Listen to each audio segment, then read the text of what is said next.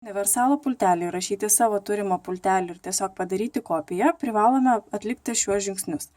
Tai pirma, atidaryti universaliame pultelyje įrašymo režimą, nukopijuoti mygtuką iš savo turimo pultelio į naująjį pultelį ir užfiksuoti mygtuką naujame pultelyje. Dabar parodysiu, kaip vyksta ši procedūra. Pirmiausia, atidarome įrašymo režimą universaliame pultelyje. Nuspaudžiame pirmą mygtuką, jo neatleidžiame ir tuo pat metu spaudžiame 4 kartus antrąjį mygtuką. 1, 2, 3, 4.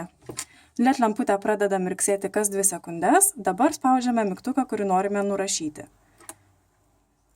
Kaip pastebėjote, LED mygtukas pradėjo greitai mirksėti, tai reiškia, kad kodas yra priimtas.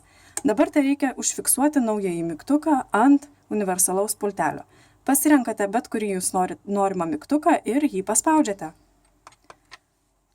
Taip yra išsaugomas jūsų mygtukas naujajame pultelyje ir turite veikiantį mygtuką.